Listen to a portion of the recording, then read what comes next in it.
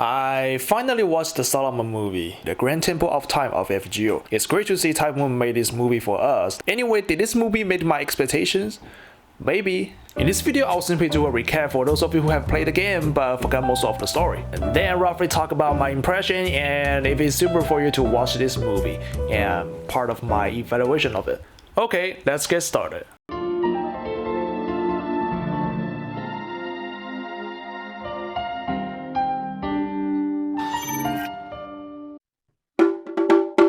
After battling their way through all 7 singularities, the Chaldea Security Organization has finally arrived at the endpoint of the Grand Order, Grand Temple of Time, Solomon. The specific plot and story of it are actually very hard to tell.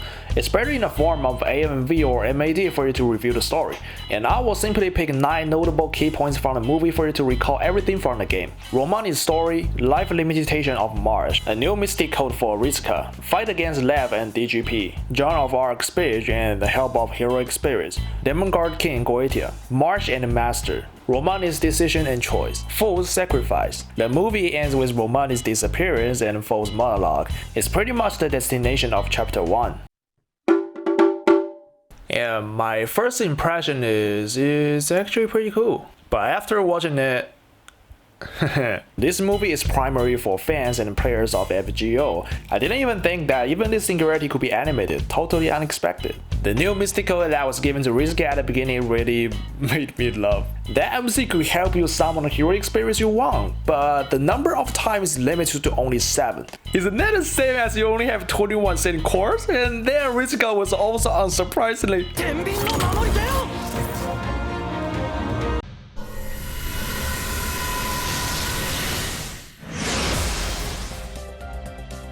僕はアレキサンダー。 I'm not the only one.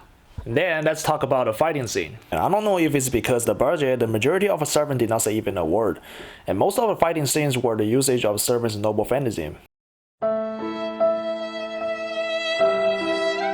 Boy. To be honest, I was surprised to see most of them appearing in animation, but I feel like the fighting scene in anime feel like a mess to me. Then we come to the scene where we come from Goetia. To be honest, I was actually moved by this part of the game, especially when Marge used Lord Camelot to defend after asking me to hold her hand. お任せください。マシキレイライト、行きます。だってこれからです、マスター。あなたの戦いはこんなところで終わるものではありません。権限せよ、ロードキャメロット！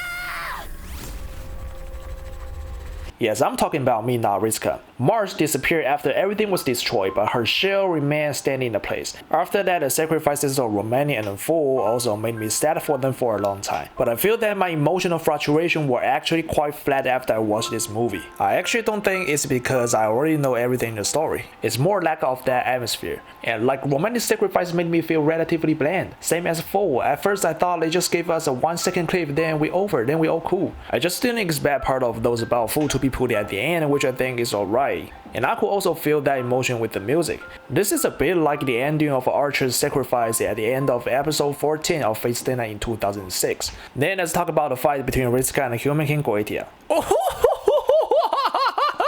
Are you letting those 2 characters fight in the street?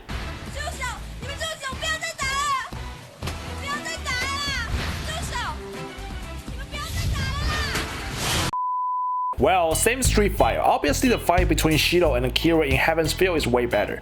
Of course, the movie itself is a good one as a gift to fans. If you play FGO and want to see your favorite heroic spirits appear in the movie, then it's totally okay for you to watch this movie. If you expect too much, or if you have never heard anything about FGO or Fate or even the game of Type Moon, it's better for you not to watch this movie, because you will be confused and overwhelmed.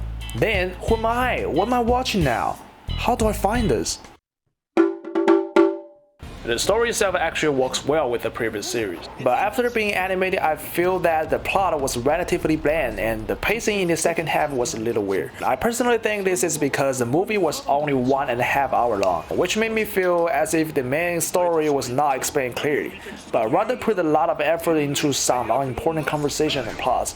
The epic atmosphere of Fate series was completely absent, and the characters in the movie couldn't make me remember them. I think this is mainly because the movie didn't get that point. Like in the movie March sacrificed, でも大丈夫, because after a while, March came back with no reason. Romani died, but at the same time, why is Gordia Genki as f***? And nothing in the second half was explained clearly, as if a lot of important content has been discarded. Art and music are okay. I don't expect Fate to make every series like Fate Zero. And there was a CGI of DGP in the middle which surprised me. It may look a little disgusting, but that looks way realistic and fits the content style of FGO. And there's nothing to say with the sound effects, it's immersive. It's just the pacing makes me feel like some of the original soundtracks are a little off tune with the movie. Overall, as a fan of Fate series, I think this movie is not that damn good, but still alright. And I was a little disappointed because I really like the story of this part of the game. I actually wish they could make this movie a little longer. 6.5 out of 10, not that good, not that bad. What's your score? Feel free to comment below. Again, thank you so much for watching this video. If you liked the video, don't forget to like and share. My channel is mainly focusing on reviews, analyzing, and creation of anime, films, and games. If you are interested in the content, you can click subscribe on the right of the video. And I'll see you next week.